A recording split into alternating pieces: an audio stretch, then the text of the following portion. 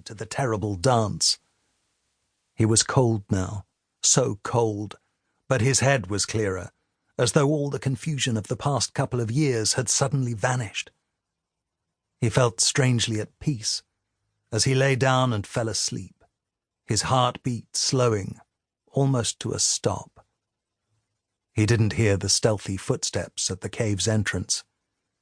He didn't feel the rock crashing down into his face. Once, twice, 3 times, destroying his features, ensuring that he no longer existed. Chapter 2. Rose. I lie awake, and my hands finger the smooth fabric of the paisley quilt my mother gave me as a wedding gift, as I listen to him breathe, snuffling like a night creature making its way through undergrowth, sniffing its way blindly in search of sustenance or prey. Each night I dream of his death, and I think of it every waking hour. I know I must be evil because I have murder in my heart. Murder, the taking of a life, the sin of Cain. I imagine that terrible, wicked act over and over again, and sometimes I think it can't be so wrong, because it is the one thing that will release me from the misery of this existence.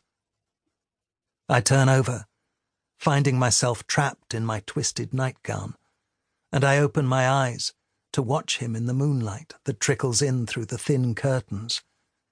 Asleep, he looks so harmless, almost innocent, almost like the little boy he must once have been. There's no trace now of the raised voice, the clenched fist, the accusations, the words intended to wound and humiliate. If only he could stay asleep forever. He is handsome. There is no denying that. I was 18 when we met, and because of my youthful naivety, I fell in love with his fair curls and boyish face. I saw him then as a character from one of the novels I love so much, the stories that whisk me far away from Derbyshire and land me in a different, warmer world, where the plucky girl wins the brooding hero, tames him into a husband, and lives happily ever after. That's what I believed in when I walked up the aisle of Cheadle Church that day just before Christmas in 1919, so grateful that he had come home safe from the war, so relieved that both of us had escaped the dreadful influenza that finished off so many of the young and strong. It rained on our wedding day, and the bare trees around the churchyard waved in the wind like the fleshless arms of the long dead. They looked as though they were signalling me to stop, telling me not to take another step towards the old stone porch. It was an omen. I should have obeyed. Bert stirs, and my eyes open again. Sleep refuses to come, and I know it never will until he is no longer lying there beside me. I slither out of bed and place my naked foot on the bare floorboards.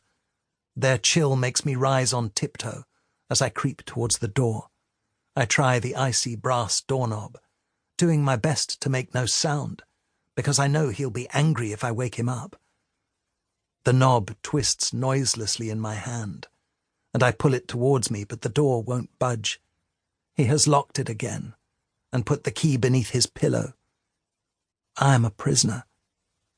But one day, soon, I'll know happiness. One day, soon, my husband will be dead.